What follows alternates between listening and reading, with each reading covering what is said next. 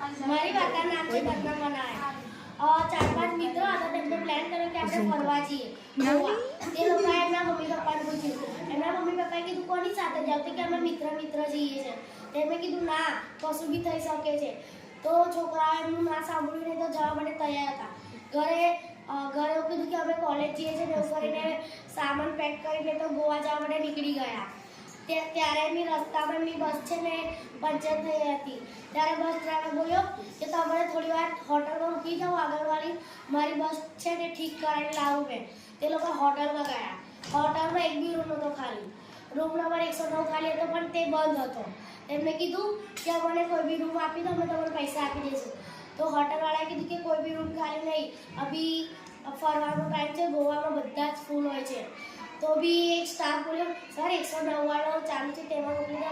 કે ત્યાં ડરામણું થાય નહીં. પછી એ બોલ્યો મેનેજર કે એક છે ત્યાં તમે જઈ શકો છો પણ તમારે બધાને એક જ રૂમમાં રહેવું પડશે.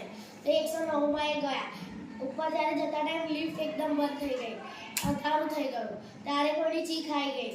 તો બધા જ્યારે લાઈટ આવી તો બધા જોવા લાગ્યા કે કોણ નહીં. ત્યારે બધા હતા. તો એક છોકરી બોલી રિયા નામની કે કોણ ગતું રહ્યું બધા બુઓ પાડો છો. તો જોયું ત્યાં બધા હતા. ત્યારે લોકો થોડા ગભરાઈ ગયા. પછી એ લોકો રૂમમાં ગયા. ત્યાં રૂમમાં સૂતા. એમને ભૂખ લાગી. એમને બેગમાં ચેક કર્યું પણ એ જલ્દીમાં ખાવા બી નતું. એ લોકોએ સ્ટાફને કીધું, સ્ટાફ ખાવા આપવા આવ્યો. એમને કીધું કે પૈસા અમે સવાર જતા ટાઈમ બધાના પે કરી જશું. ત્યારે એકદમ જ રાત્રે 2 વાગે વાસણ ખકડવા લાગ્યા. ત્યારે બધાએ રસોડા ચેક કર્યું. ત્યારે વાસણ નહોતા ખકડતા પણ જ્યારે અંદર આવ્યા ત્યારે બેડરૂમ ખરાબ હતો.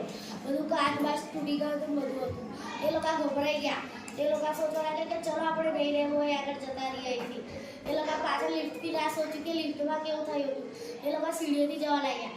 એકદમ જ કોઈ એમના એક મિત્રનો પેર ફીસ્યો ને એટલે માથામાં વાગ્યું. તે લોકો બોલ્યા કે તને વધારે વાગ્યું, એને લોહી બી નીકળી ગયું હતું. પણ તે લોકો ડરલા મારે છે ને બહુ જ તેજ ભાગ્યા. જંગલમાં જતા રહ્યા. બસને ઢૂંઢવા લાગ્યા કે કયા ગેરેજમાં બસ ગઈ, કયા ગેરેજમાં બસ ગઈ. પછી એ લોકોએ આગ લગાવી ત્યાં તાપલી કરવા.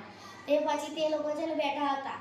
ત્યારે એક મિત્ર બોલ્યો છે આપણે ભૂતની વાત કરીએ. તો એક મિત્ર એવું બોલ્યો અલા તે એટલું ભૂત હતું જોઈ તને ચાલતી નથી બોલી કે હજુ બી આવડું છે, બુદ્ધિ છે તારી ભાઈ. અહીંયા મને એટલી બીક લાગે છે અને વાગ્યું છે. ના સાંભળે કરીને તો બોલવા લાગ્યો. પછી એને વાર્તા કીધી એક ડરાવની. બધા થોડા ગભરાઈ ગયા. એક મિત્ર બોલ્યો હું આવું 5 મિનિટમાં.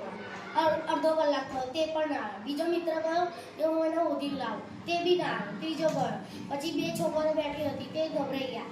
એક માણસ સામેથી ચાલતો હતો કે તમે અમારા